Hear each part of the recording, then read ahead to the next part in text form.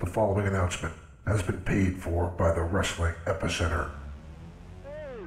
Hey guys. Hello, ladies. Remember me? Let me talk to you, dummies. It's now time. It's theater time. TikTok. It's showtime! For the longest running wrestling talk show in history. We are huge. It's gonna be cool. You're where it's at. You're smart like me. Tune in each and every week. You better keep listening, or I'll come out of your computer And turn it on for you. or else I'm gonna kick your stinking teeth in. We've been known by a few names. The needs of the many far outweigh the needs of the few. The interactive interview. Interactive interview. Oh, yeah. Interactive interview. The interactive interview. Interactive interview. The interactive interview.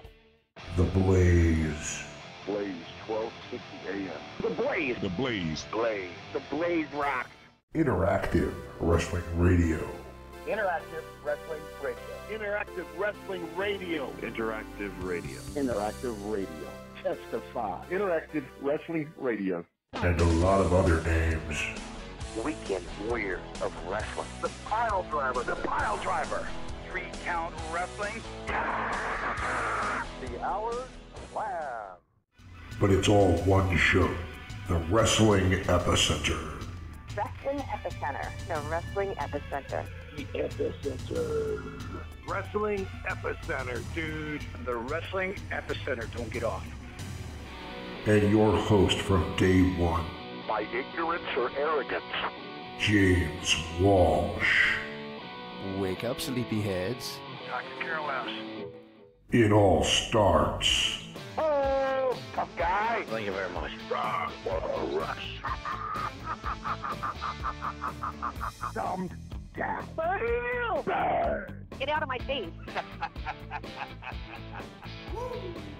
You win! But I'm desperately out of time! So what you gonna do when Blaze of Mania runs wild on you? now.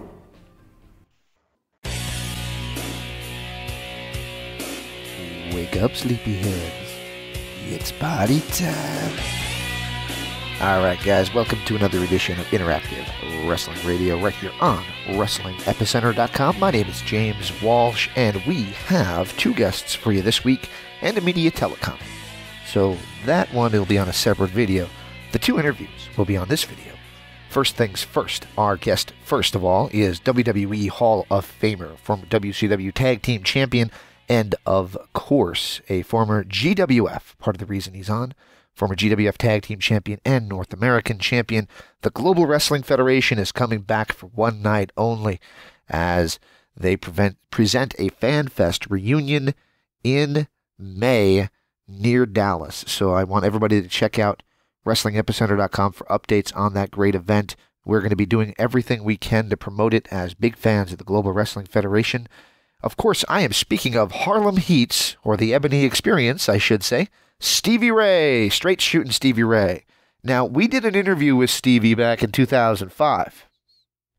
And that interview was nice. It was a nice, calm conversation. He was very relaxed. We did this interview the other night. He was on Facebook Live, which is why we have video of it. In fact, first time we're presenting a video of our guest. And Stevie was earning the name straight shooting Stevie Ray. So I hope you guys enjoy that interview. And if you stay tuned after that interview, we also have from the original Glow, one of the original Glow girls. She is the Royal Hawaiian. Great conversation with her as we discuss the gorgeous ladies of wrestling, the legacy, and her training, as well as the new version of Glow on Netflix and beyond. Really enjoyed talking to some of these Glow girls. I almost said the old Glow girls, but that's not a word I want to use. Obviously, the original Glow girls. And it's been a lot of fun presenting Hollywood as well as the Royal Hawaiian. And we're going to try to get Lightning on here next week as well to talk about the glory days of what was the gorgeous or glamorous, whichever you want to call them, ladies of wrestling. I'm almost done here, guys. We'll get to the interviews in just 1 second. I want to remind everybody, if you're listening on YouTube, hit that subscribe button. If you're not listening on YouTube, go to youtube.com/IWR Interactive and subscribe. If you're listening on Facebook, like us on Facebook. Hit that like button. If you're not listening on Facebook, go to facebook.com/Wrestling Epicenter. We are also on Twitter. We need to get our numbers up on there. Working on it for the first time ever. You can go to twitter.com/WEpicenter, or of course, just search at WEpicenter. We hope you guys join us on all of our social media platforms, as well as the Mecca, the reason why we do this site, our main site, the site that has the store and all the other goodies on there, including the Rest in Peace section to tribute all of the late heroes of wrestling and so much more. Check out WrestlingEpicenter.com, which also contains our interview archives. You can listen to that first Stevie Ray interview. You can listen to last week's interview with Hollywood, the original Go Girl. Old interviews with Lisa Moretti, who was Tina Ferrari in Glow, as well as, of course, Ivory in WWE, and so much more. You heard our intro. We basically name-dropped every way we possibly could. So if you didn't get a glimpse of who we've interviewed before in our intro, I can't help you. That's all I got to say. Hey, guys, thank you again for indulging me. Thank you for listening to the work that I've put forth, and I hope you guys continue to enjoy what we do here at the Wrestling Epicenter. We're grateful for each and every one of you listening, and we hope you'll keep coming back.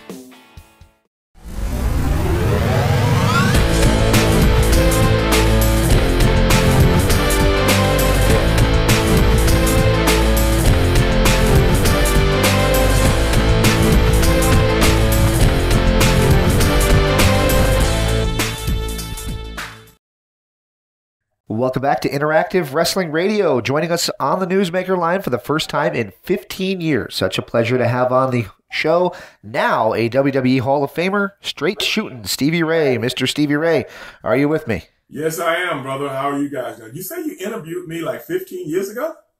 I did. You were just getting started with the school that you and Booker were doing, and it was kind of cool. I was on AM radio at the time. Okay. I don't remember it. I remember you telling me that, and I was like, I don't remember, being interviewed, but hey, I guess so. Yeah, I stick around. I told people all the time, I'm hard to get rid of. I just keep doing it. Life expectancy for these folks, not that long. This is the internet show you got now? Yeah, I was on AM radio at the time, but now we're on the internet, so. Okay, which is cool. All right, well, it's a pleasure to have you back on, and I guess the big thing that's happened to you since then, obviously a lot's happened, but is you're now a WWE Hall of Famer. How cool is it to have that finally, first of all, on your finger, as well as part of your introduction? Now you're a WWE Hall of Famer. Yeah, man, it's cool, man, but you know what I'm saying? People have been bothering me about, Hall of Fame thing for so many years, and I never really thought about it very much, man, because I don't feel as though, the Hall of Fame honors are great, and I always felt as though, hey, man, we left a mark in pro wrestling, and people will always remember it, and I never thought that, it was in the back of my mind, but it never was something that I really expounded on very much, but it was a cool thing to happen, man. So it is what it is. And hey, Harlem Heat is in the Hall of Fame. I guess our residual was more powerful than we really thought. Absolutely. And, I got to ask you, and this is something that I've been getting involved in more than I should. I've been arguing with people online, and it's a trap. It really is a trap. There was some blowback. Oh, why is he going in the Hall of Fame? Does that even get to you, or you just see that as white noise? I could give two shits about what people say. You know what I'm saying? I could give two shits because people wouldn't. We went in the Hall of Fame as a tag team. Right. We went in the Hall of Fame as record-breaking tag team. Absolutely. We went in the Hall of Fame as a tag team that put tag team wrestling back on the map that was actually dormant at the time. Absolutely it was. We went in as a tag team and actually got ratings back very, very high back when we were in the 90s. When they could check the ratings back then and they knew what the people liked.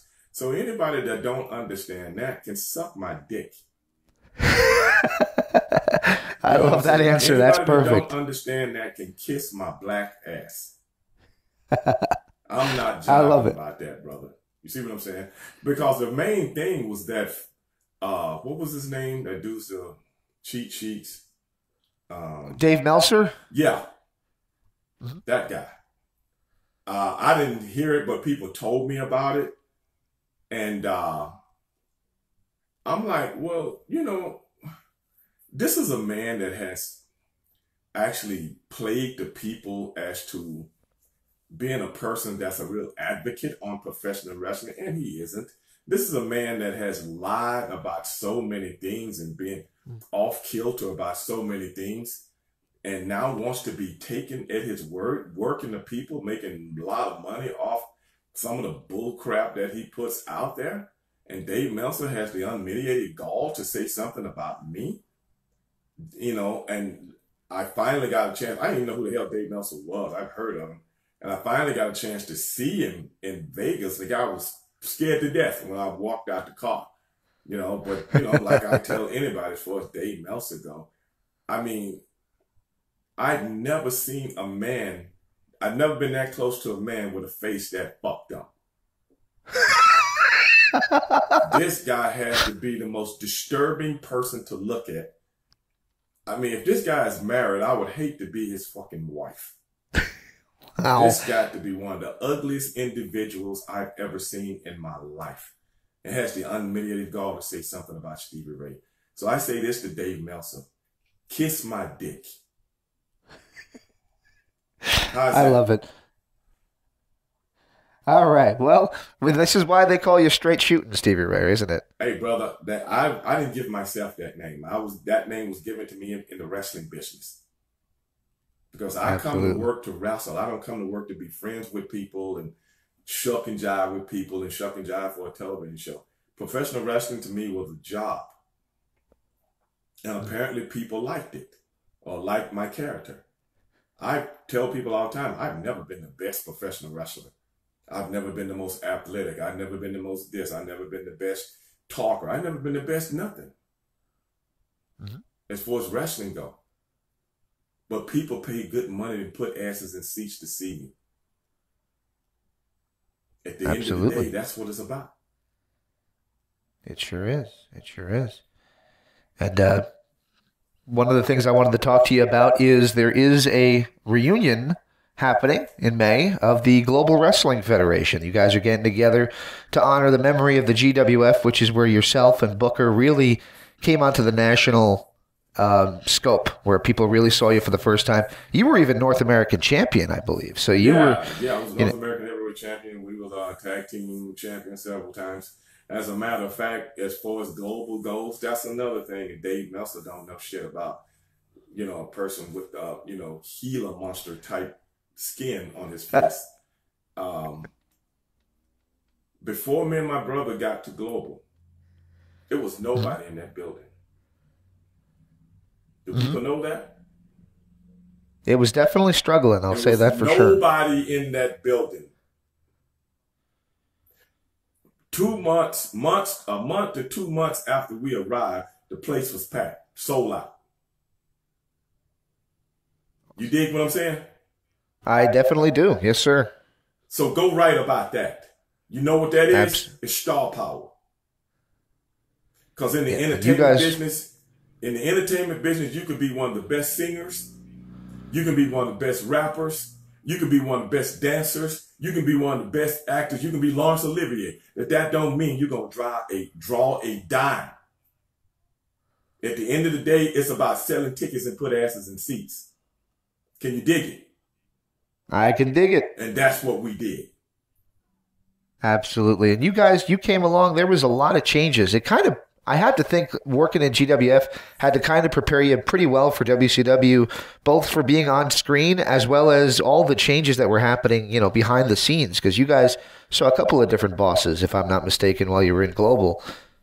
Oh, yeah, man. Global was, man, it was so many veterans that helped us out, man. That's why we were always indebted. We always tell the story. We had our most fun in Global.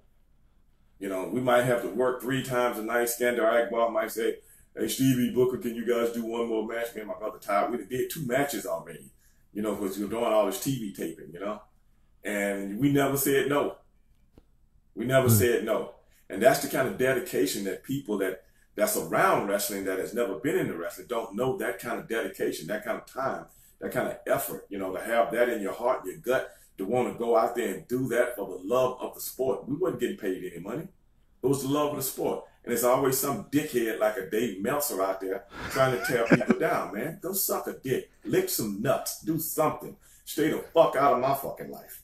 You know what I'm saying? Because if I was a real fucked up dude, I would have spit in his face. Me from years yesterday, people know that. I would spit right in his face and dare him to do anything. But I ain't like that no more, man, because you're a miserable person. I'm not. I'm a happy person. Anybody knows me. I love life. I love living. I love people. I love doing what I can do on a daily basis and, you know, giving back to my community, making people, uplifting people as much as I possibly can, because I believe that's what I was put on this earth to do. Absolutely. And by the way, I want to make it clear, I was definitely on your side. I was saying, how dare anybody even criticize you, considering who's in the Hall of Fame, and not to besmirch anybody that's there, but to say that you don't belong there is just such an asinine comment to say. So I was definitely taking up for you. That's what I meant when I said I was arguing online against those who took up Dave's cause. Well, that's the thing. A lot of people need stuff for clickbait. You know what I'm saying? Yes, sir. This guy does stuff for clickbait. What the hell would you know about who deserved to be anywhere? You never been in the ring. How many matches he's had? How many bumps have he taken? Do you know the verbiage, the terminology of things that go down in that ring? No. Mm-hmm. Anybody can sit back and write about something and profess to be an expert on something. That's the easiest thing in the world to do, especially with this new social media outlet that we have nowadays, where you are actually faking the funk. Where I come from, when you're faking the funk to make people think you're an expert on something, but in reality, you're really not. And people like myself that have been out there, that can left pieces of their bodies all over the world, we know that. But, you know, you got these young kids coming up today, they believe anything they see and hear on social media. And to me, that's tragic, because a dickhead like that got a voice in something, and he really doesn't deserve to have a voice in something. Absolutely. Because you disrespect the business. I agree. I completely agree. So many of my friends can't walk right now, that are in wheelchairs. So many of my friends that are giving up their health for this business. So many of my friends have given up their life. They're not even here right now. Some of my close friends and a person with the face of a Gila monster has something to say about this business and the people in the business. You got to be kidding me. Absolutely. Was it difficult to walk away from Global to go to WCW, or did you realize the huge opportunity that it was? No, man, that's why we were in Global. That's why you're in the entertainment. You know what, people look at wrestling like it's some, you know, entity within itself. At the end of the day, professional wrestling is just a part of the entertainment business. And if you're in the entertainment business, you always want to go to the next level. Mm-hmm. That's why you're in there. You want to test yourself. And we want to test ourselves against the next level. Then we want to test ourselves more and more. You know, you start out, you get to WCW, wrestling these guys that's kind of lower tier. Then you kind of get to the intermediate tier guys. And a whole thing that we used to talk about is we can't wait to get in the ring with the Steens, the Lex Lugers, the Randy Savages, the Steiner Brothers, the Nasty Boys, and everybody else, the Hall and Nashes, and this, that, and the other. We couldn't wait to get in the ring with the guys that was at the pinnacle of this business. That was just the competition within us. Yep, absolutely. And I was watching some of your podcasts to get ready for this interview, and I'm not going to say that I really enjoyed your Halloween Havoc. Your Uncensored 1995 match, because you said that was the most embarrassing match of your career when you guys tried to do ECW with Uncensored. So I'm smart enough not to say I love that match. There you go. What was that again? I'm saying I'm smart enough not to say that I love that match, because you said you wanted to punch people who said that in the mouth. I hated that fucking match, man. You know, I swear to God, I really did, man. I hated that. But I'm a soldier, bro. You know, there you go. It's like If your captain tells you to go check that Foxhole out, you got to go check it out, man. Because at the end of the day, I'm a soldier, man, and I'm down for the business. And the main thing was try to make that match look as good as we could possibly make it look. I got you on live on Facebook right now. My boy Ricky Santana is chiming in. Good friend of mine. Oh, hello, Ricky. Yeah, my boy Ricky, man, had a lot of matches with Ricky Santana, man. And I think from Puerto Rico, correct? Changed his gimmick like 10 different times. He's like 10 different guys. Wow. He came out, and I learned that from Ricky Santana because this guy never wavers. Like, hey, go out and make Stevie and Booker look good. Ricky Santana's like, okay, I'll put a mask on, go out there and make him look. That's the kind of, and I learned that unselfishness from people like Ricky Santana. Perfect. Because he was down for the business. Nobody writes about the unsung heroes of this business. You're right. They don't, and they should. So one of the other things that I was listening to recently was Eric Bischoff's podcast. Eric does a podcast with Conrad Thompson. And they were talking about Halloween. I keep saying Halloween Havoc. I don't know why I got that on the brain. Fall Brawl 98, where you were in the War Games main event. And they were going over why you were put in there. And Eric said, we felt we had a lot of equity in Stevie Ray. We felt we could do a lot with him. Do you feel that they were behind you at that point in 1998? I don't fucking even remember, bro. That was when they did the 3. Really don't. Is that the one with the which one was that? That was War Games with the 2 rings, and it was you were the captain of the NWO Black and White. It was 3 teams against DDP's team with Piper and somebody else, I forget who, and the Wolfpack team. I'm blank, man. I don't remember. Was the Ultimate Warrior in that one? No, that wasn't him. Oh, yes, that's the one where Warrior was in there, and they had the trapdoor on the ring where Bulldog got hurt earlier in the night. Yeah, that one. Oh, yeah, he got slammed and hurt his back. Yes, right? sir. Oh, he took a bump and hurt his back, right?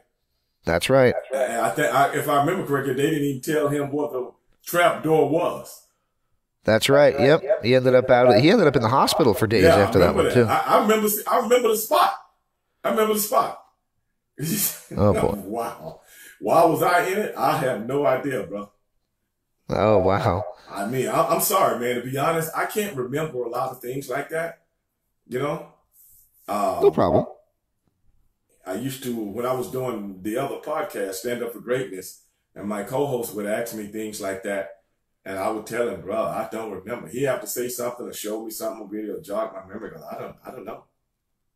There you go. Now you just jogged my memory. Now it just all came back to me because I'm like, why was I in the match? Fucking for hell if I fucking know. I don't know.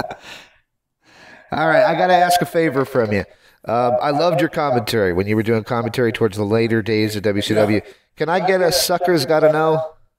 You know what? I don't even remember saying that very much, but apparently it really got over with people because people always hit me with Sucker's Gots to Know. Matter of fact, yeah, you can get a Sucker's Gots to Know. And Sucker's Gots to Know. That's how I said it, I loved it. That was perfect. And so, matter of fact, one of the producers, Ed Farrar, came to me one day and said, man, where do you get that from, man? I said, man, I was watching a movie. A lot of stuff I either got from television shows, something I heard on the radio, something I heard in a movie, something I heard in a song, and I would just turn it around to how Stevie Ray would say it. And I got that from a movie. I was watching a movie called JFK. You remember that movie? You ever see that movie? Yes, sir. Yes, sir. And it was a long movie. They went to Angola prison to see a prisoner by the name of Willie O'Keefe, played by Kevin Bacon. That's right. And Kevin Bacon was telling them about Clay Bertram, Lee Harvey Oswald, and David Farron, and how they all knew each other, which helped him in his investigation.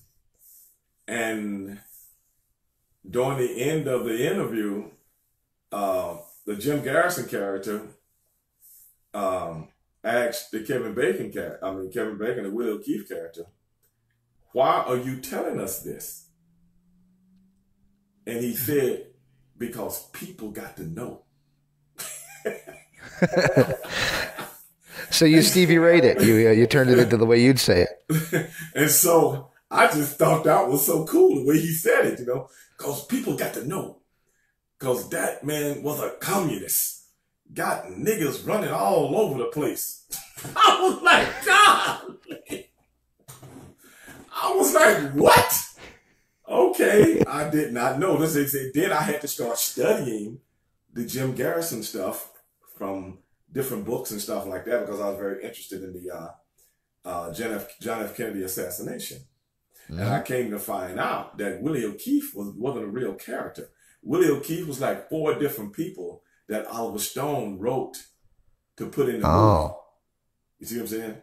4 different Yeah, I didn't know that. Yeah. I didn't either at the time. So I just thought it was so interesting. And so one day I said it on television and people liked it, and I kept saying it. That's where it came from.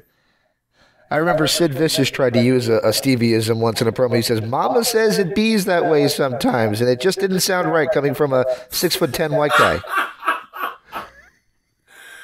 Iceman King Parsons. That's right. Iceman King Parsons. Many matches with that guy, man. Him and Perry, the Blackbirds. Many matches with those guys. Those guys helped us a whole lot in our careers, man. Never forget it. I was going to tell you a quick story. I was going to say there's a young a wrestler named Rich Swann. He's about 26, 27, and he quoted Iceman King Parsons in an interview with me, and my interpretation of him and my respect for him went like way up because he's so young. But to quote Iceman King Parsons, that was so cool to hear. So yes, absolutely, I love hearing. In a Wrestlecade, the guy that was doing all the video footage and taping all the stuff for Wrestlecade, he hired me to do commentary, and I told Rich when we were signing autographs earlier that day, I said, I'm doing commentary tonight. He's like, oh man, yeah. I said, I'm going to bury you, right? He was like, oh, Stevie, come on. I said, no, man, I got to tell people what the real Rick Swann is out there trying to do, man. He was like, oh, so every chance I got, whenever he did something on the show, I would say, to use a tag team. And I was like, well, how do we know Rick Swann is actually not grandstanding? From what I hear, that's what kind of guy he really is. Awesome. Oh, we had so much fun with it, man. We laughed so hard, man. He's a good kid, man. He's a real good kid. He sure is. I really like. I do a lot of stuff with Impact, and they gave me an interview with him several times, and he's always a fun guy to talk to. So definitely love that guy. Right.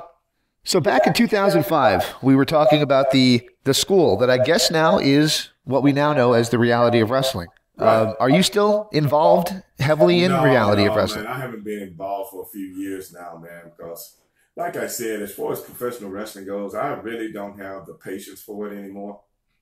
I really don't have the patience for anything that has anything to do with professional wrestling anymore, as far as a daily grind, So, no, I am building my brand in different ways. And when you just around wrestling all the time, you just stagnated. I agree. Well, I'm sorry to hear that. I think people would, the young generation would definitely benefit from hearing your wisdom. Well, that's why, I'm getting ready to start my new podcast back. Bring a podcast back, Straight Shooting with Stevie Ray. That was my radio show. That was the name of my radio show when I was doing the podcast. And I couldn't name the podcast Straight Shooting with Stevie Ray, so we named it Stand Up for Greatness. But now, as of right now, people can see me in my studio now, where I'm going to be doing it from. And what I've been doing is doing little inserts on Facebook and putting a little bit on Instagram, showing people this is what studio is going to look like. And we're going to be coming back in the next few weeks, going live. And I'm going to do it interactive where fans can participate in it as I do a live podcast every day, Monday through Thursday on my Twitch channel. Awesome. Oh, you're on Twitch. That's cool. Yes. All right. And I'm also trying to get on Patreon. Patreon is good. Yeah, you can make some money that way. Yeah. Well, I ain't doing this for free. I want to just do it for fun. I take that back, for fun. I just don't want to do it for fun. I want to make and I want to, some of my connections that I've that I've made over the years, and I've talked to so many people that's willing to come in and help. And I want to do live interviews where people can call in and talk to them live, or either send messaging and comments and things like that, and they can go to the Twitch channel and see the interviews live as they're happening, not after we put them on a podcast outlet a day or so later. You know, even though we're doing that, I want people to be able to interact with me like they're doing right now. Absolutely. Just a couple more questions, then I promise I'll let you go. Booker T, your brother, made some headlines on the Jericho Cruise when he said you guys weren't done with the revival yet. He said Harlem Heat's not done with the revival yet. Any thoughts on that? I'm done with the revival. I ain't never had nothing to do with the fucking revival. So whatever he fucking said, that's what he said. I ain't got shit to do with it. All right. What do you think of WWE recently filing trademark on Harlem Heat? I'm kind of torn between that. How so? Because they've already got, we've signed contracts with them, they can use our likeness and stuff like that, But to file trademark for the name, because really and truly, we never owned. Somebody was asking me about that one day on social media, and I was like, we never owned the name. We owned Stevie Ray and Booker T, not the Harlem Heat name, because that name was given to us by WCW. Right. So WCW owned it, and I guess since they have all the WCW content now, I guess the name comes with it, Because I guess it does. You don't have to do something like that to have a match, and I think a lot of people are assuming that, That's true. That's true. And one of the last two questions I have for you is, what do you think of wrestling now? What do you think of wrestling back on TNT and the world of wrestling with so many different choices now with different platforms? I think, like I said before, professional wrestling is a part of the entertainment business. So what you see today is a natural progression of entertainment business. Look at the music industry 20 years ago, 25 years ago. Look at movies 25 years ago. Yep. Look at the NFL 25 years ago. Look at the NBA 25 years ago. It's a natural progression. I know a lot of people like to live in the past and don't want to come out of the past. I'm one of the people that have a great respect for history, but I also have a great respect for the future. Absolutely. All right. And since you mentioned it a few times, where can folks find you on social media? Hey, they can catch me at The Real Stevie Ray on Instagram. They can catch me on Twitter. They can catch me on Facebook.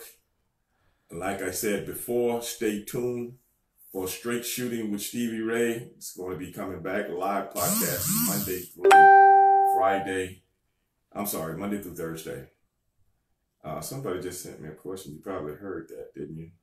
I did, if you want to read it. What does it say? Stevie, I just got through watching Battle Bowl 91-92, the one where Vader tried to shoot on you and your partner. What was his motive behind that? Did y'all have... No, I didn't have no heat. That's why he fucking caught a left hook. So Vader did try to shoot on you at Battle Bowl? Yeah. I think that was 93. Homeboy said 91, 92. I think that was 93. Yeah, you were in Global in 91, 92. So yeah, that would have been... Daniel, I think, his name Daniel. I think that was 93. But yeah, that's all, That's why he got caught. You know what I'm saying? Because, brother, I ain't with it. There you go. But he came to the back and apologized and stuff like that. So, God rest his soul. He wasn't a bad guy. He was a sweet guy. He was strange. I had a weird incident with him where I was seems like a pattern considering what happened with you earlier on. I promised him a half-hour interview. We went 36 minutes. He called me 10 minutes later and ripped me a new one. It was unbearable. Yeah, he was not a happy guy. Then a week later, he calls me back and apologizes. He says his 6 minutes was overtime and he was mad about the 6 minutes. Holy shit. I mean, hey, I've heard some crazy things. I mean, I'll be honest, man. Some professional wrestling is, I've been around some of the most loving guys in the world, but I've been around some of the strangest guys in the world, man. I tell people all that. I've met so many strange people in the professional wrestling business, man. Now, something like that, I don't even understand, but hey, everybody got their own pet peeves, I guess, you know. Absolutely. I don't get it. I mean, 6 minutes out of 24 hours in a day? I mean, really? Okay. It was weird. It was definitely a weird conversation because I'm thinking to myself, just 6 minutes. It kind of was like a room for error kind of mistake. But nope, he was mad. But a week later, he called me back and he said he apologized. So I don't know what was going on in his mind at that time, but there you go. Yeah, hey, man. Well, that'll teach you a lesson, man. Don't go 6 minutes over the interview. Well, I promised you 15 minutes, and we've gone about 30. So hey, man, when I guess you could. Interviews with people, long as the questions are interesting, I can talk. But once they don't become interesting anymore, I have no more to talk about. To me, that's what the interview is about. And most people basically, I told my Facebook listeners to listen to this interview because I want to let them see what the kind of stuff I go through sometimes, because you're like the third person I've done this with. And I let them see how I turn into my alter ego when somebody's asking me the same bull crap that, you know, and they don't even know what they're talking about. You know what I'm saying? So it's just like, then I just eat them alive, you know. But you didn't do that tonight, so. I'll count that as a badge of honor. Everybody that's listening, okay, hey, he did a good job. You know what I'm saying? He did a good job. All right, so I was getting set up to be eaten alive, and I didn't get there, so that's good. I'm glad to hear that. Hey, before I let you go, can I ask for one little favor from you? A drop? That's right. You knew exactly where I was going with it. Yeah, you can ask a favor. That don't mean you're going to get it, but you can ask. All right. Could I get a drop saying this is Stevie Ray and you're listening to the Wrestling Epicenter? Okay. Ladies and gentlemen, this is Stevie Ray and you are listening to the Wrestling Epicenter. You got it, man. I love it. Thank you so much for your time tonight, and I'm sorry about the little hiccup at the beginning for the time zone issue. That's okay. I'll let you off the hook, man. I won't be like Vader and call you in 10 minutes and rip your new ass.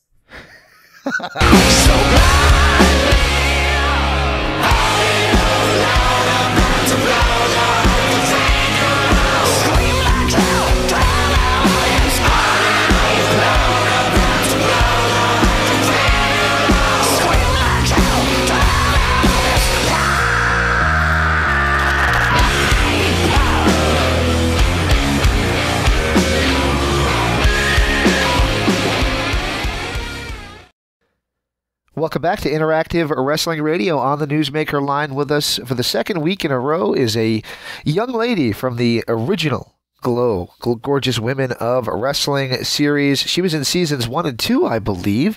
She is the Royal Hawaiian. Aloha, and it's Gorgeous Ladies of Wrestling, not women. Did I not say that? No, you said women. GLOW, Gorgeous Ladies of Wrestling.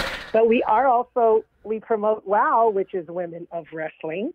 And that's our promoter, David McLean. Yeah, so he's got WOW, and they tape here in LA. So we participate with that as well. So anyway, but thanks for having me. It's a pleasure to have you. It's funny I said that because there used to be a company back in the 70s. It was called IPW, which stood for Ultimate Professional Wrestling. And it's like, what happened with the letters there? That doesn't add up. But, okay. So we get instead of gorgeous ladies, we always get glamorous ladies. Glamorous ladies of wrestling, right? But it's gorgeous ladies of wrestling. So so that's That's a absolutely. Last week we had on Hollywood, and that went over real well. And I'm loving having on you guys because you girls really did make a big impact on wrestling. And I've talked to you a little bit on email, and you seem like a pretty normal person. So what made you get involved in the crazy world of pro wrestling? Yes, I was a normal person prior to wrestling. I actually was. I've been a dancer since I was like 6 years old. So my background has been flamenco dancing and the hula. And then I got into modeling and acting. And so at the time, I actually was working in Hollywood, and my agent worked right across the hall from my employer. And I had a really cool boss, and she would let me go out on auditions and just come back to work and make up the hours or just not get paid. And so he said, hey, there's an audition. They're looking for all ethnicities. And if you have any kind of athletic background, tumbling or anything like that, that would be a plus. But they didn't say what it was for. It was just an open call, a lot of girls. When we got there, the audition was at the Hyatt Hotel on Sunset in Hollywood. And so this was in 1985. And this is where Hollywood, Jeannie Basson, the character Hollywood, and I first were together because this was our first audition and we were at the same one. And then, come to find out, we were both two of the original. She was the very first little girl hired. And then we were both two of the original 12 girls that did the pilot. So I got the call, my agent. Oh, are you still there?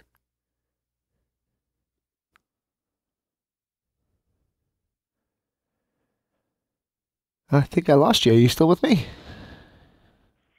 Can you hear me?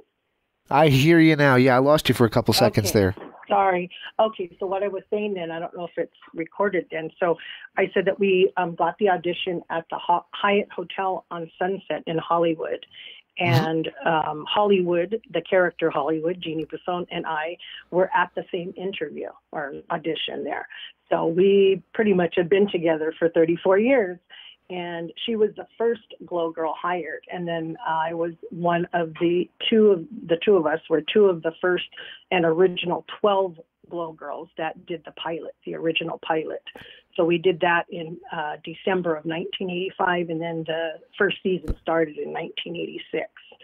And that's it's basically pretty cool. It was something now. I mean, who knew that we were going to talk about it 34 years later? But there was about 1,000, about 800, I think, is what went to that first audition. And there were actresses, models, singers, dancers, cheerleaders, whatever you could think of was there, and because it didn't specify what the TV show was going to be.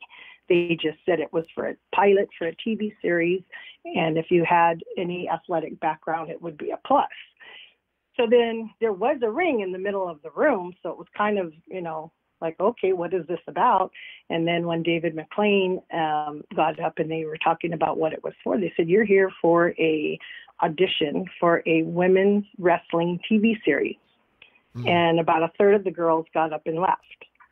So, there were girls saying, oh, I'm not breaking a nail, and I'm not this, and I'm not that. Well, I was an athlete, and I grew up between two boys, my two brothers, and I was a tomboy. And I was the first girl in my town that played boys' Little League baseball because they didn't have girls sports at the time. So I was a tomboy. I played baseball, I played basketball, and I played those sports all the way through high school. So I was athletic, so that did help. And I was a cheerleader, so I did have tumbling background. I was a JV and a varsity cheerleader. So that always helped, with anything athletic, And so they said, well, it's for a wrestling TV show, and so we want to get you girls in the ring and have you do some, somersaults and tumbling and whatever else you think you can do. So it was pretty exciting and fun, but, like I said, a third of the girls just got up and left, So anyway, but that's kind of how it happened. Yeah. It's kind of funny because we just had on a couple months ago, we had on Jungle Girl, who's with Wow. My buddy. My buddy. And very similar story, even though obviously we're talking, probably 15 years apart in time from when it happened. She came after us, right. So when it's very left, similar story to where, they didn't know it was about wrestling.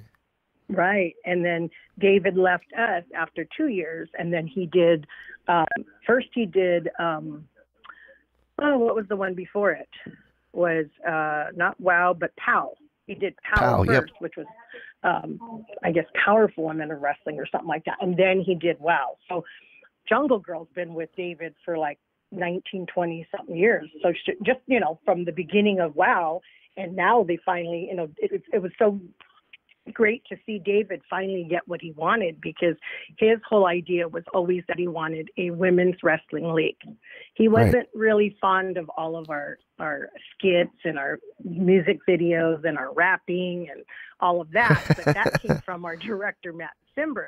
So David finally got, you know, what he was looking for with WOW, because now they're on Access TV, and he's got Jeannie Buss from the Lakers as his financial backer. So we've gone to I've been to all the filming.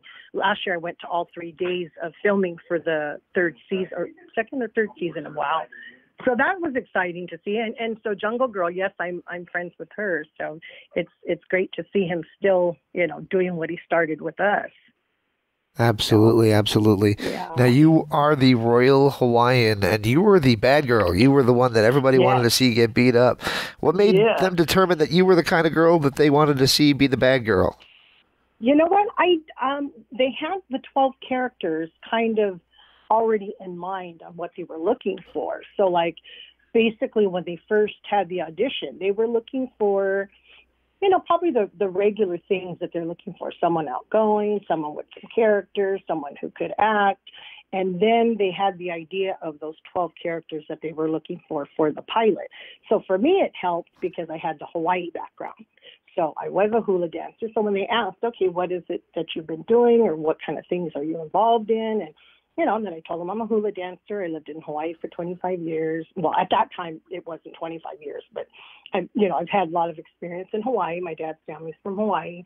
And so I think I got lucky because that kind of just fell in my lap, and they were looking for an island girl. And so it kind of was, it was a perfect thing for me. It wasn't a real challenge to fall into the character because it was so much of my real life in, performing, because I did a lot of stage productions and, a lot of shows, Polynesian reviews and stuff like that. So that was kind of that. But then I think for the bad girl, they kind of just went with, okay, we're going to make her a heel. And I was all for that. I was excited because I was like the bad girl of the bad girls. I cheated, pulled hair and tight shoes to get shoelaces together. And my biggest thing was crushing pineapples. So that was my gimmick, which is still my gimmick today because I still, I'm no longer wrestling, obviously, but I do manage a male wrestler. And so he's a surfer. And so then I basically just continued with the Royal Hawaiian shtick, and we go in crushing pineapples through the whole match, So it's either in our entry or during the match, or I get involved with another wrestler or another manager. And so that was my thing. So when I was in Glow, it was spitting pineapple at the fans, crushing pineapples, and, and they loved it, even though I was I was a bad girl. They loved it. And at one point, the director and the producer wanted to change me to a good girl. And I'm like, oh no, I can't see crushing pineapples as a nice goody two shoe, right? So I said, no, I'm not going to be a baby face. And so they didn't change me after all. But I had a big fan base and, getting fan mail and that kind of thing. So they thought, oh, well, let's change her to a good girl. And yeah, I've seen your fan base. Pineapple Heads? Is that what they call it? Yeah, Pineapple Nation. Yeah. Pineapple, there you go. And that's what they used to call me. They used to call me Pineapple Head, and that was part of my rap. They call me Pineapple Head. Yes, that's me. The fans know it. It's no mystery. I'm bad. I'm cool. Yes, I'm rough. You better watch out. I know my stuff. So I love that you did that. That was awesome. Yeah. So that was part of my thing was Pineapple Head. That's what they used to call me. And so that's what I call my fans, Pineapple Heads, and we're the Pineapple Nation. So it's kind of, just been a fun thing all around, even after, after this has been gone and over with for so many years. But with the Netflix show, Right. the resurgence of us coming back out. So it's been real exciting. And it's given us, we get to Hollywood and I and Lightning and a lot of the other girls, we do a lot of events, to go around the country and go to different events and see the fans. And we have lots of them, and they're still as loyal as they could be. And this is 34 years later. Exactly. And I wanted to ask you a question on training, as you mentioned that you had an athletic background, but at any point when you're training under Mondo Guerrero, do you think, what did I get myself into? You know what? Not really. And I really wasn't a wrestling fan prior to Glow. I mean, I knew about it, but I wasn't someone who watched WWF back in the day or, anything to do with wrestling. So when we got to do the training with Mondo, it was very cool because for me, I've been in sports. I've been in different kinds of organized, things, whether it be dance, acting, sports, what have you. So it was fun. For me, I really liked, from day one. There were some girls that were hesitant because they had no athletic background. They were real leery about it. And then Mondo one day had a little frustration because the girls weren't completely paying attention. And so he grabbed, and I don't even remember who it is. We tell the story, but we don't even remember who the girl was. It could have been one of the girls that got let go early on, but they weren't paying attention. So he grabbed the first girl closest to him, put her in a sleeper hold, and knocked her out. And got everybody's attention. And it was like, okay. He says, now, you think I got your attention? Maybe you guys need to start paying more attention. And this way you don't get hurt, you don't hurt someone else, blah, blah, blah. Well, from that point on, he had our attention. And it was like, You know what, no messing around, whatever. But I loved it. It was fun from the beginning. From the jump, I had a blast. And just learning all of that. So then, once we were done training with him, then we got to doing the pilot. And then that was done in December of 1985. And then when we started, after we did the first episode, then myself and Americana became the trainers for season 1. So I took to it so much that I loved it. And so I became one of the trainers and trained all the new girls that came in for season 1. So we had the original 12, but then now we had to fill, with the new girls that were going to carry on for the whole season. And that was a lot of fun, but a lot of work because it was, some of the girls that only had to train for one match, came and went and they did their training and then they left.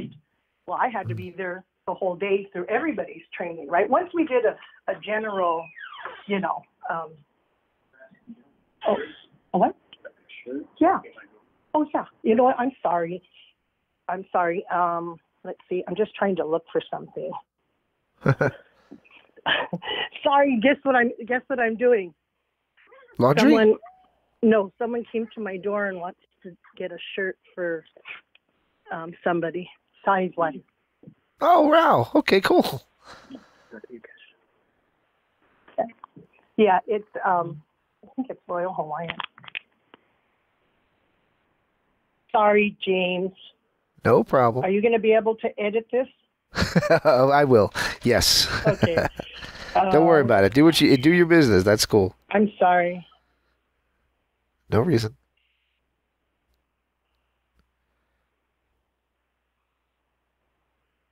Everything all right?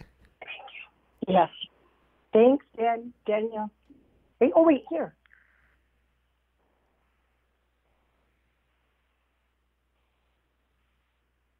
And take a look at it because our documentary is on there on Netflix too. Okay. So check it out. Okay, thanks. Sorry. Cool. So that's awesome. Merchandise. Sorry. Someone just came and my roommate was just leaving, and I guess someone was coming in. So they wanted to buy a shirt. The guy wanted to buy a shirt for his girlfriend. Oh, cool. Yeah. So it's funny. Sorry. They come straight to your house, huh? Well, it was someone that lived here. So Oh, okay. He was just trying to come in and see if he could get a shirt. Just so happens he saw my roommate leave, so that's probably what prompted him to come in. And then he was like, "Okay, can I just cash app it to you?" And I'm like, "Yeah."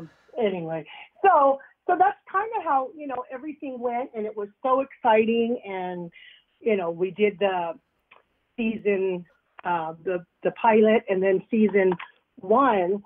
And because I got to do the training, I got to be so involved in all the other girls' matches and stuff like that. So it was not just me doing one character in a match, but I also played a second character. So I don't know if you know that.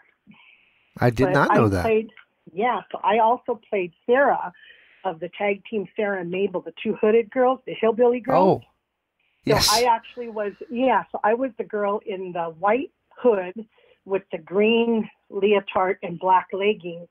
And then Ashley Cartier was Mabel, who was in the black hood and the black leotard and stuff. So we played the 2 hooded characters.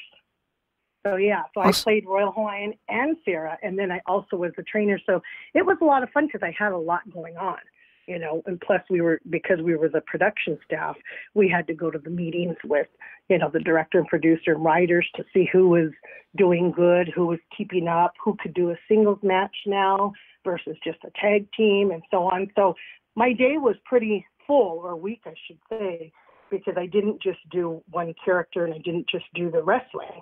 I had the other stuff also as well. So I kept busy. Now, something that Hollywood said, I was going to say something that Hollywood had said that was interesting is that the show that is on Netflix now, you mentioned it a moment ago with the gentleman who just came by, the show that's on Netflix now, paints a picture of what the life was like as a Glow wrestler. And maybe some of it's embellished, especially the sex and drugs aspect of it. What do you think of the Glow version that they have on there now, and how accurate is it for what you guys really were able to get away with? I like it, and at the beginning when it first came out, there was a little skepticism. Some of the girls did not like it. They actually badmouthed it, and on camera as well. So it's actually recorded on interviews. But from the beginning, I liked it. Now, you gotta realize it's on Netflix. Netflix is out to get viewers. So what sells? Sex and drugs. And that's not to say that it's a bad thing, because it's a TV show. But as far as it relating to us, it was not 100% accurate from our story. Our show was a family show. We had kids at our live shows in Las Vegas at the Riviera. We had kids watching our show.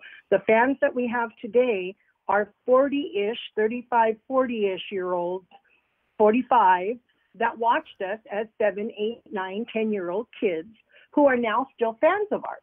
Now, You can't watch Netflix and have a minor 10 or 11, 12 watching Netflix. There's sex and drugs. And now, I don't know how up to date you are on the seasons of Netflix Glow, but we had the first view of a nude frontal male, which you don't see a lot, right? So how out there is that kids can't be watching that. So when we meet people at our events, they'll say, "Oh yeah, so now we know. We just thought Glow Netflix was its own show." And they're like, and who are you? And we're like, "Oh, we're the OGs." And they're like, "Oh, geez, what is that?" And I'm like, well, a little history. Go back to 1985, 86 is when we started. And they're like, "You mean there's really Glow Girl?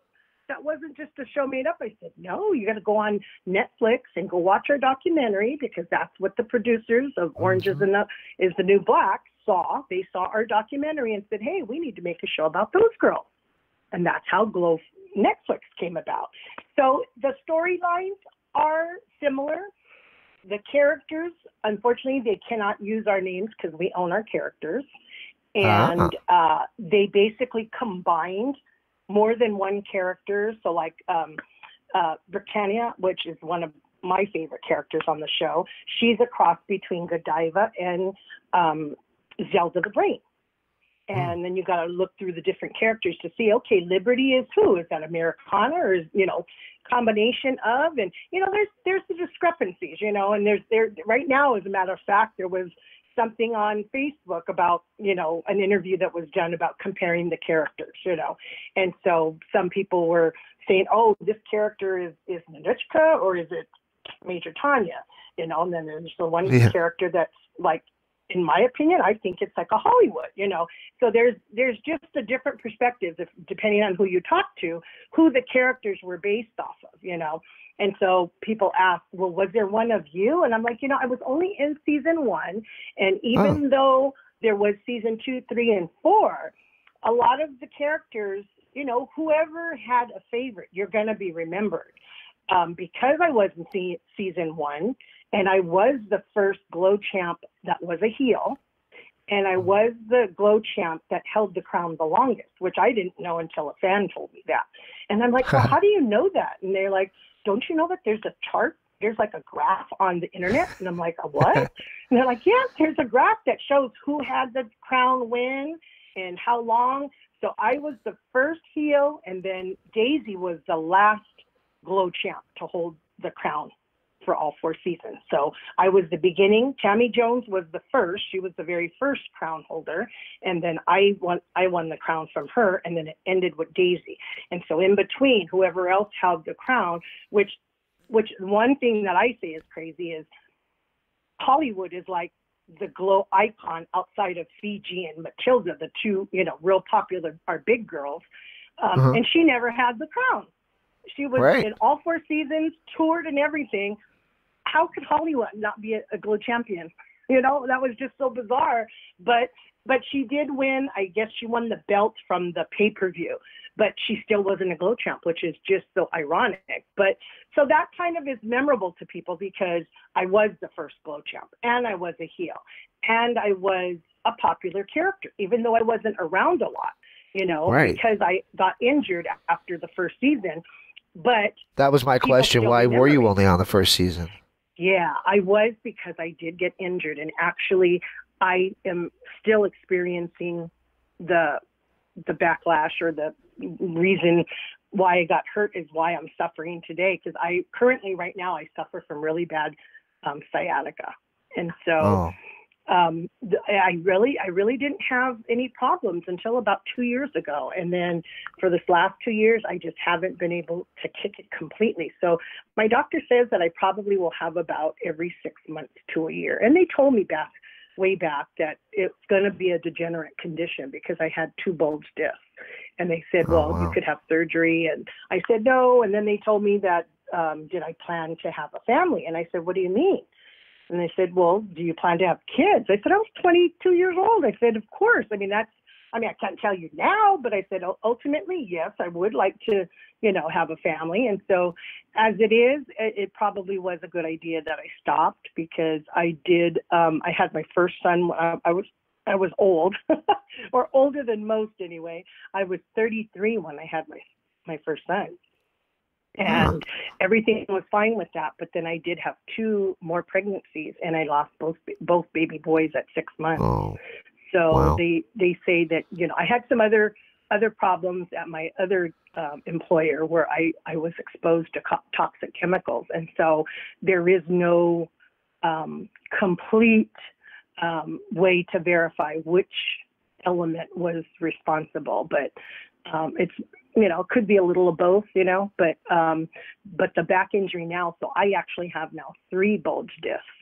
So as a result, like they told me, it's a degenerate condition if I don't have surgery. And now, even with as much as, technology has changed in the medical field and how easy things are done, I still won't have surgery. I have a girlfriend who had three back surgeries, and it's still no better. I have a brother that had 2 back surgeries, is not, it's not completely gone, but they're still functioning. But I'm not willing to do it. I'd rather suffer. I've always been a drug-free. I've been in chronic pain for 34 years, and I don't do drug painkillers. I try and go the natural route, and I did discover CBD last year, the oils, which is amazing. I would say that, with all the drugs that the doctors tried to push on me, and a friend of mine has a CBD company, and I swear by it. I mean, that stuff, Yeah. So, I mean, it maybe not for some, but, you know, I use the one that doesn't have the THC in it. And so but it's life-changing for sure. And I have other ailments, not just from my wrestling days, but I do have fibromyalgia and I have carpal tunnel and tendonitis. So I have a lot of physical, you know, issues going on, but I'm plugging away. I've lost almost 100 pounds in the last 2.5 years. I went back to working out. Yeah. So because of my injury, I did gain a lot of weight right away because of the injury. So like I gained 50 pounds like in a matter of 6 months, and I just physically could not do the things I used to do. And I was an athlete, so I never dieted. What was that? I never had to diet because I was always physically active. And, you know, sports, like I said, I played competitive softball. I played on a co-ed travel ball team, and I played in the men's league. And I played softball up until about 2005, and, you know, was a regular on a traveling team. When I was living in Hawaii, we would come to the mainland and we'd go to San Francisco, Seattle, Denver, Chicago, Vegas, you know, all over DC and play in these tournaments. And I did that the whole time, you know, and I had the injuries from Glow, but they didn't give me a problem then. And not until about 2 years ago is when I really, I had a bout with the sciatica, and it has not gone away. So basically what I said is I need to drop some of this weight to hopefully get rid of, you know, the effects of the sciatica, which of course, you know, the weight is going to be a plus no matter what your problem is. And so, so I'm up to about 86 pounds. So I have another, you know, less than 15 pounds before I hit 100 pounds. That's like losing a lightning, a little Cheryl Russo. There you go. So it's kind of funny, but it's like, you know what? I'm not quite half my size, but I have shrunk quite a bit. So I'm in a lot better physical shape. So that was, you know, the bummer with getting injured. I did my back. I dislocated a shoulder. I had an ankle injury. I had started wrestling barefooted. And then I did a real number on my ankle, which I had an ankle injury back in high school playing basketball, which never healed. It's like, it's almost better you break it versus get a sprain, because I have not had, my ankle has never been the same since I did that. And then when I injured it, I want to say it was on the Tom Schneider show. We were doing a promo, and all the girls were there. And I think that's when I did, because I was barefooted at the time. I started out wrestling barefooted. And then when I did that ankle sprain, I thought, you know what, never again. I said, I'm putting boots on. And at that, I from that point on, I wrestled with boots. Jungle Woman was one of the first ones after me to wrestle barefooted. And she always wrestled barefooted. I don't even know if she ever wrestled with boots on. I can't recall that. But Annette Marquin, she's my other buddy here. So I hang out with her a lot here because she lives close to me on the west side in LA. And so I see her often. And we're trying to get her a little bit more involved in some of our events. So she's come to a couple of our recent events, which, you know, the fans just love. Any of the girls that we can get to come out that don't usually come out, they're excited to see. So I try and get some of the girls to come on the radio shows that we do. And we actually go on a lot with Steve Kane on his radio show, and just whenever, you know, we get booked, I just try and see who else I can get to come on. Chainsaw and Spike up in the Pacific Northwest, the sisters, Sharon and Donna. Yeah, they're very popular. We get asked about them all the time when we're on the road. Those are fan favorites. You know, they just love them. And so, you know, we try and do that. I'm trying to get up to the Northwest in the next couple of weeks. So I'm going to be putting something out on Facebook to see if we can get a meet and greet together. I'm going to try and get either one of them or both of them if they're available, and just maybe have a lunch meet and greet, and see if we can see some of the fans, because we got some fans up there that have been asking for us to come up there. So we're just, you know, we try and get around where we can. LA, of course, is the home to a good majority of the Glow girls. So it's always easier to get girls here. So absolutely. You know, yeah. So I told Hollywood this, and I'll tell you this too. I kind of watched a whole lot of episodes because I have some of them on DVD, and I watched a bunch of episodes of the original show, and then I watched the documentary to get prepared to start interviewing you girls. And by the end of it, I'm sitting there with tissues, and I'm wiping tears, and it's just terrible. It's a great documentary, but it is. I always warn everybody: if you watch the documentary, just make sure you have Kleenex. And unfortunately, I didn't get to do a lot because at the time I was living in Hawaii. Right. So when I believe I was there during, I can't even remember. It seems such a long while, but yeah. Anyway, so it's a good one. Everybody loves it, and the fans that have the DVD, they watch it regularly. You know, I have one fan that says, "Oh, I watch it every week."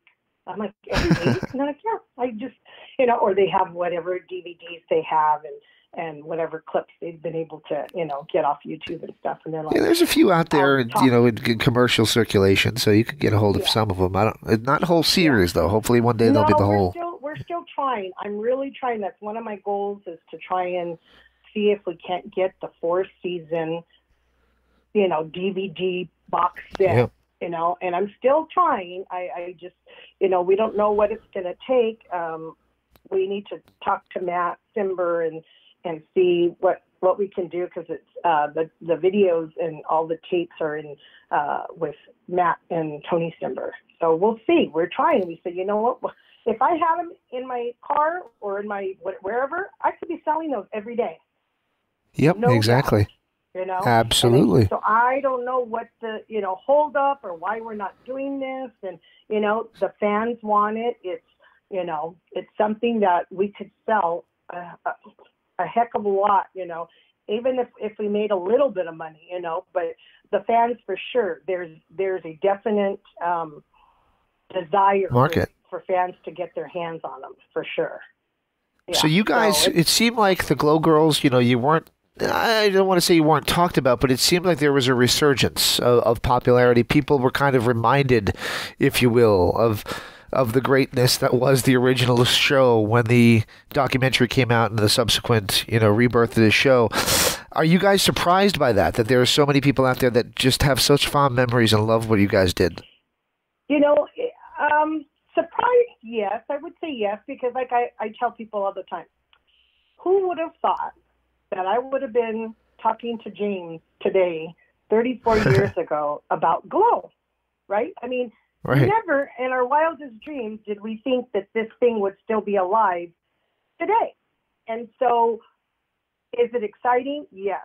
Are we, I mean, we're thankful that, you know, they did the Glow Netflix, because for sure the resurgence, and of course the efforts of Little Egypt, Angelina, getting the documentary together and doing the reunion and the whole thing for Fiji. And Fiji, may she rest in peace. And she's my island sister. I spent a lot of time with her the last couple of years of her life. So I was one of the lucky ones that did get or was allowed to, because, you know, not everybody was able to, for whatever reason. We tried to talk to the family and say, you know what, this is what she loves. Let us come see her. And, you know, I don't really know all of why that happened that way, but I was fortunate enough that, you know, I spent a lot of time with her at the end.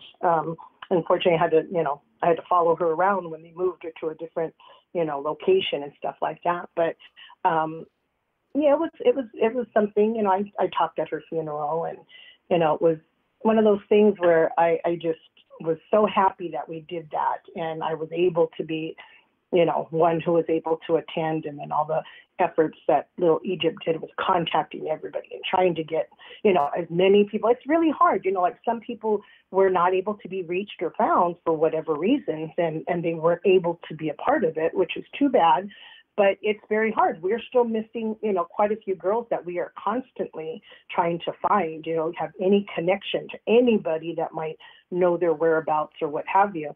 But the resurgence is definitely, the Netflix Glow is what really had this rebirth, if you will.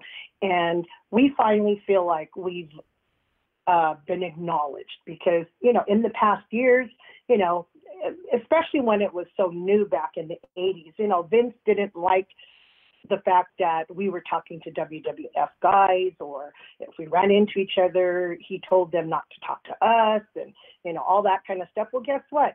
He didn't like the fact that we were doing something different. We had the skits, we had the music videos, we had the raps. We were doing all this stuff that wasn't just wrestling. Well, guess what? Look what WWE does today. They're doing the same stuff we were doing 34 years ago, you know? And so finally today is when you hear people talk about us. You hear, as a matter of fact, I'm looking at a picture of Dud right now in front of me. And he, Von Dudley, I don't know if you know who he is. He's absolutely. I've interviewed him. Wrestler. Absolutely. Okay. So we were at an event with him, and he was like one booth down. And I went over just to tell him, oh, you know, before the weekend's over, we gotta exchange, you know, autograph pictures. And then he had a whole line of fans. And I was like, okay, I'll be back. He's like, no. You're not going away. You're not running away. He says, I am one of your fans. He says, if it wasn't for you, Glow Girls, he says, I don't know if I would have been in wrestling today. And he said, you know, he said, these people are going to wait. They want to see me, so they'll wait. I can give you a couple of minutes right now. And he said, you know, he says, I have to thank you for doing what you girls did, because, you know, there's a lot of people who may not have went into wrestling, but you were the ones. He says, I used to wait until the guys were done on WWF so that we could see you after. And so that was just like, I'm like, is he serious? You know, and he was totally dead serious. And he's like, you know, he says, I have to thank you because I used to watch you guys. I didn't watch the guys. And I'm like, oh my God, that is so funny. So he was just like, it was just really, you know, flattering and just humbling that here's this WWE wrestler, and he's telling me that he's one of my fans, you know. So it's just been, and you know, Victoria, Lisa Marie, she's one of our Lisa friends. Marie Verone, Yes, and I'm friends with her, and so we actually are from the same area. She grew up in San Bernardino in California, and I actually, one of my closest friends grew up in San Bernardino, but I grew up in the San Gabriel Valley, but I eventually lived out in the IE, which is the Inland Empire, because I moved out that way. And so that's where she's from. So we're both from the same area. Awesome. And so we, you know, when we see each other, so we were next to each other at last year's event in Rhode Island. And so, you know, she tells us, you know, she'll tell the fans, oh yeah, did you see the Go Girl? That's who I used to watch when I was little. So it's like, I'm like, thanks, Lisa. You know, but it is, it dates us and everything. But she says, yeah, if it wasn't for them paving the way, you know, women's wrestling might not be what it is today. If there were no Glow Girls, there wouldn't have been divas, right? No Evolution, right? Any of the WrestleMania, what was it, 36 or 35? I forget. They're coming up to 36, so 35 was last year. So Yeah. last year's was 35, so I'm in between. I can't think of which year is what. So I said, WrestleMania 35 wouldn't have had a headlining women's match, right? That's right. You don't know what would have happened. So today is when we've really kind of started to get the recognition in the last couple of years, where people are saying, you know, and then of course we got the award from CAC in 2017. Right, which you're going to be at in a few months. Yeah, we'll be at CAC in April, at the end of April this year, and we've gone every year. Hollywood and Lightning have been going for years. They're lifetime members too, and they've been going since, like, I don't know, the 80s or 90s, or probably the 90s. Yep. Something like that. But yeah, so we're there, and we are in the nostalgia room, and we sell our merchandise and take pictures and sign autographs and all that good stuff. And it's great to see all the, you know, old timer wrestlers, the current day wrestlers, just any of the female and the male wrestlers. It's just a great event for fans if you're really interested. It's a great venue, an event to go to that you can visit firsthand and, you know, really spend some time with us and stuff like that. So it's definitely one I encourage, you know, wrestling fans, come and try see what it's like. Even if you don't want to come to the events and you just want to come into the nostalgia room and buy merchandise, then you could see what it's like. And then maybe the next year you want to come as, you know, and go to the banquets and the events that are available at the convention, you know, and it's a great thing to go to that's not real costly. You know, I mean, just going to a WrestleMania is, you know, costly in itself, that you can go to a convention for 3 days and really have a good time. So, yeah, we really encourage people to check it out and come by and see Any it. other events you'd like to mention? Yeah, as well? Actually, so next month is going to be our big event with Arnold Schwarzenegger, and that's going to be March 7th and 8th. And that's at the Columbus, Ohio Convention Center. It's the Arnold Schwarzenegger Sports World Kids and Teen Expo, and that will be on March 7th and 8th on the weekend. And then the day before, on Friday the 6th, we will be at Comic Town in Columbus, Ohio. It's a comic book store. And so awesome. Hollywood and I will be there doing a meet and greet, signing autographs and pictures and selling merchandise there. And so that's going to be a fun weekend in Columbus. So that's March 6th, 7th, and 8th. And it's going to all be on our pages. So if anybody needs any more details on that, they can go there and find that info. And then, of course, we talked about CAC, but before CAC on April 25th, which just happens to be my birthday, so I will be on the road again. I'm always on the road for my birthday. We usually have a birthday dinner in Vegas. But on the 25th of April will be the Superstars Fan Fest in Rome, Georgia. So that will be a one-day event on Saturday from 11 a.m. to 10 p.m. So it's a long one. Normally, you know, when we go to Comic-Cons and such, they're usually until 7 or 8 o'clock. This one actually is till 10 p.m. So, which is, you know, kind of good because it gives people that may work in the daytime, they can make it out in the evening hours. And that will be, actually, that one's myself. Hollywood was supposed to be there, but unfortunately, we've had some luck with our iPhones where it deletes our calendar. So I've started doing a paper calendar again, like the old days, because if it wipes out, I had problems last year. Now it looks like she had something wiped out in her iPhone, so she had double booked. So she will not be with me on the 25th, but I leave on the 26th, the very next day, out of Georgia and go straight to Vegas. So CAC is going to be Monday, the 27th of April through the 30th. So that's where I will be with Hollywood and Lightning. And it's always a fun week, week to be there and doing stuff. And there's all kind of stuff going that time. So if people are wanting to go, they should check into it like now, because I know that there's an NFL event. I don't know exactly what it is. I don't know if it's a convention or what, but I know that there's a few different events going on in Vegas that week. So don't wait till the last minute, because I know it's already getting booked up. So awesome. Try and do that. So, but then again, all year, we post our different events on our websites, on Facebook and Instagram and Twitter and all that good stuff, because I know we have something in May, and May is May 18th, and that one I believe is in Rhode Island. Uh-huh. And then we have June, we have something. I think July. Oh, no. I think the Rhode Island one is July 18th. I'm sorry, not May. And I'm also going to be a grandma. So this is a special year for me. So, so I'm not booking anything from the end of July. So after the July 18th event, I'm not booking anything for about a month from mid-July to mid-August, because I have a baby. I have a grandbaby coming sometime. The due date is August 4th, but they are guesstimating that she might be early because she's tall. They think she might be coming early. She's actually a D1 basketball player, my daughter-in-law. She's 6'1", so my son is 6'1". Her brothers could be a tall 6'7". kid. Yep, her brothers are 6'7". The uncle is 7'2", and my brother is 6'4". So I'm hoping to have some basketball players, whether they're girls or boys, or some wrestlers maybe. So we'll see.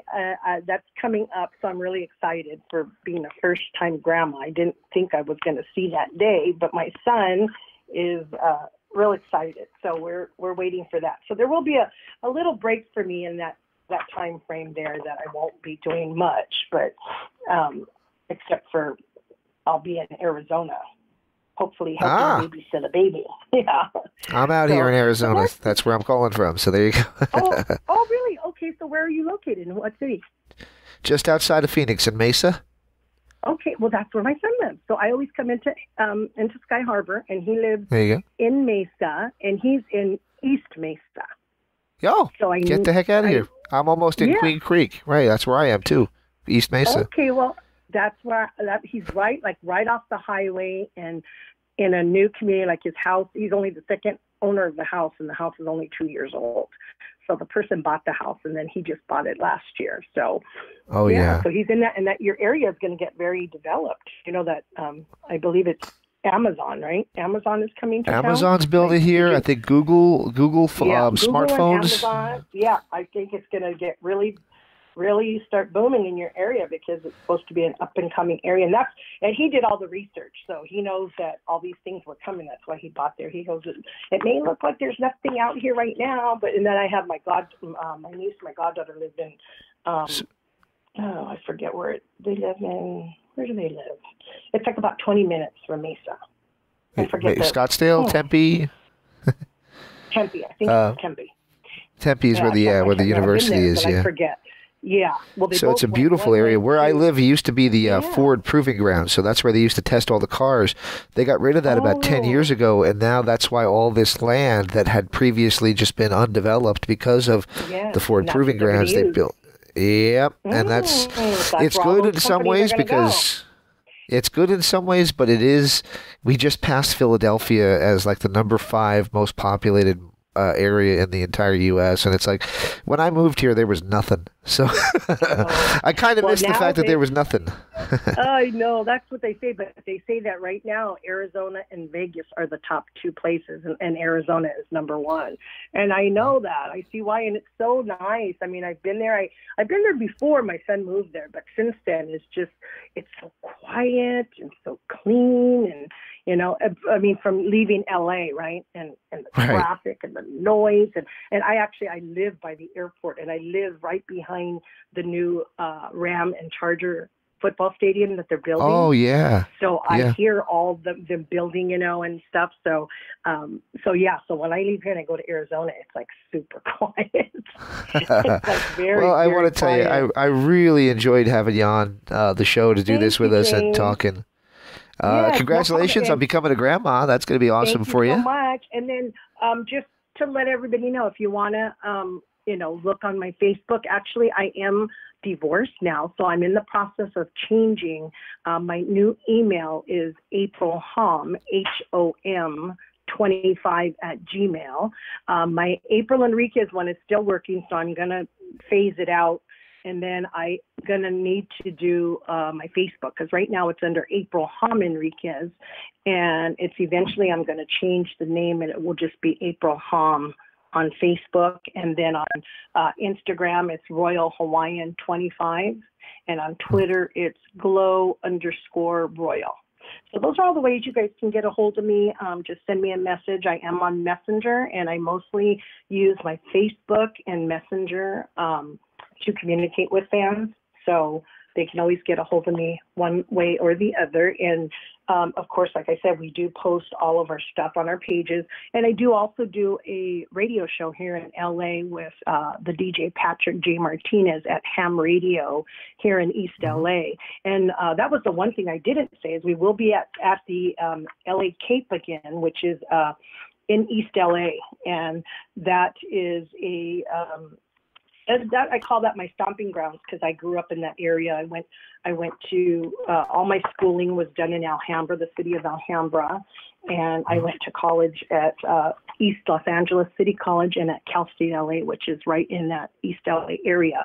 So that's the other thing. But we'll do a lot of advertising for the East Los Angeles Cape, which is like a mini Comic-Con, and awesome. We do feature a lot of Latino artists and comic book designers and artists of all kind, but we welcome, any vendors that are interested, if you need to reach out to me and I can get you in touch with Patrick J. Martinez.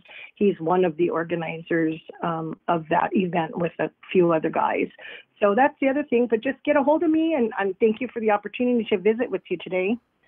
I appreciate you coming by. It was a lot of fun talking to you about the old days of Glow. And like you said, I'm 38. I grew up, I was a little on the young side. Mm-hmm. Yeah, but I was one of the young kids watching, that's for sure. And guess what? That's our prime age, like that we have a lot of the fans are, in their mid to late 30s and then to 40s and to 50s. And we actually see at our events 3 generations. We have the ones that first came out and watched us. Mm-hmm. They got their kids involved, and then they got their grandkids involved. So sometimes we'll be at events and we see the mom and dad with their sons or daughters, and then the grandchildren. So that's cool. It's just totally awesome, So we got all ages of fans. So they just don't know us from the original days, other than what their parents or grandparents showed them, but then they get to see us in person, and we show them our old memorabilia and stuff like that. So they're excited because they're in tune with today's wrestling. So they can't quite watch the Netflix yet, but we tell them to go on YouTube and watch us on YouTube. So absolutely. But it's fun. Okay. It is. All right. Well, thanks so much for your time. All right. You're welcome. Like what you're hearing? Follow us on social media. We are on Facebook at facebook.com/Wrestling Epicenter, or just search Wrestling Epicenter in the search box on Facebook. On Twitter at WEpicenter. On YouTube at IWR Interactive. And of course, check us out at WrestlingEpicenter.com, your hub and home of all things professional wrestling interviews. We're the originals, and we love what we do.